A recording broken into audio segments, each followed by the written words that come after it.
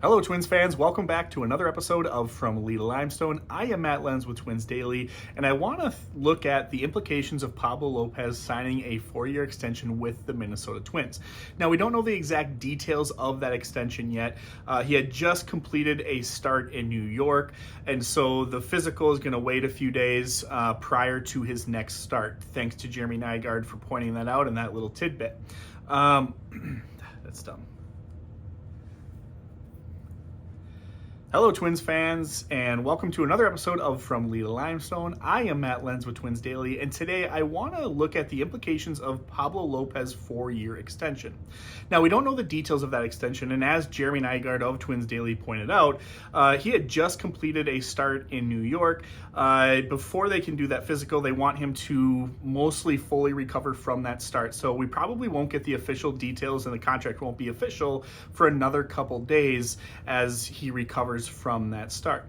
That said, we can kind of get an idea of what it's probably going to look like. So Pablo Lopez still had 1 year of arbitration left, and at this point he was projected for $10 million next season. So we could probably assume that next year's salary is going to be somewhere around that $10 million mark. I don't think that the contract is going to be equally distributed over those 4 years, which would be an average annual salary of about $18 million. But I think next year he'll get kind of that $10 million salary, which then leaves us with 3 years at $63 million and a $21 million average annual salary. And that $21 million is a fantastic deal for a guy who, I know it's a small sample, but has really been one of the best pitchers in baseball to start the season. And even prior to this was a very solid pitcher, arguably in the top 30, and that's where his current salary is.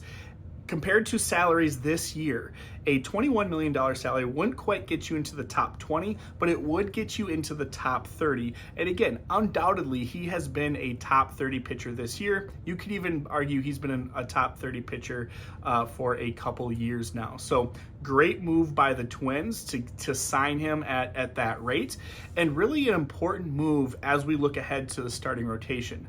Of the 5 guys we've had in the rotation this year, Joe Ryan and Pablo Lopez were the only 2 that were expected to be here next year. And even after next year, Pablo Lopez could have been an unrestricted free agent. So now again, this gives us the opportunity to really start building a pitching staff. I'd love for the Twins to also extend Sonny Gray before he reaches free agency next year. Mahle, I'm on the fence on. I think we need to see a little bit more from him. Of course, we've got Paddock coming back. He's not in the rotation this year, obviously. And then Maeda also going to be a free agent, and that's one, given the depth in our minor league system, I don't know if I'd extend him. Probably okay letting him walk and pursuing something else in free agency. Leave the opportunity for Ober, Winder, Woods Richardson, one of those guys to take over that 5th spot in the rotation. And so I really love this move, both from a value standpoint.